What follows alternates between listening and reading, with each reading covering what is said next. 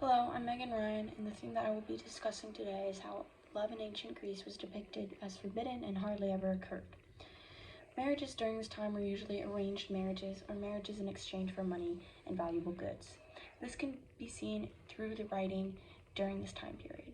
The theme of forbidden love was described in both Eros and Psyche's love story, as well as Anchises and Aphrodite's love story. Eros and Psyche's love story was described in ancient text, the Golden Ass, written by Apelles.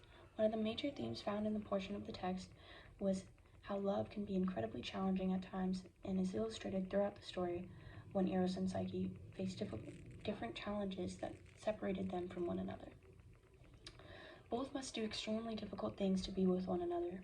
Psyche had to venture into hell to get Persephone's makeup box and then return to the normal world. Getting into the underworld alone was an exceedingly challenging thing to accomplish, which illustrates the depth she was willing to go for her loved one Eros. Although more challenges occurred for both Eros and Psyche after this, in the end they ended up together. The ancient text overall relates to the theme that love is difficult to achieve and takes a lot of effort for one to make something special. The artifact that I have chosen that relates to this overall theme of love being hard to accomplish and Psyche and Eros' love story is called the terracotta squat lathos. One can see how this relates to the theme of Eros and Psyche's love story because of the explicit painting on the jar.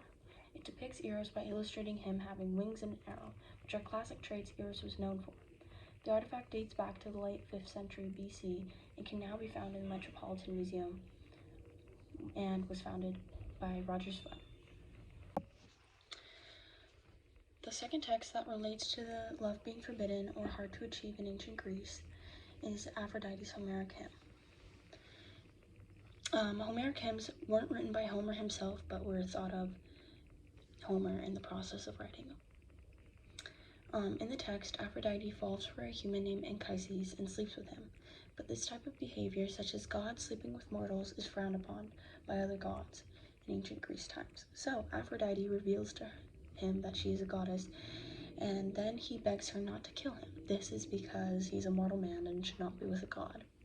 Aphrodite assures him that she's not going to kill him and that their son will even rule Troy, but she does leave him because gods and mortals cannot be together. The story not only illustrates how class, perhaps in Greece, prevented love from occurring in those situations, but how difficult love could be able to achieve.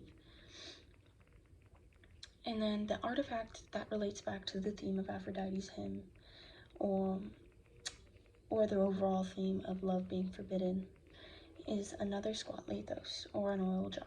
This artifact depicts Aphrodite sitting on a rock and Anchises facing her. It relates to the theme of Aphrodite's hymn because it depicts Anchises watching Aphrodite, illustrating the love or lust he has for her.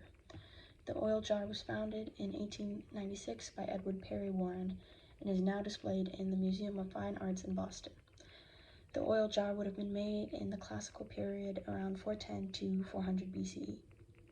Overall, ancient Greeks' depiction of love was that it was an exceedingly awkward thing to accomplish.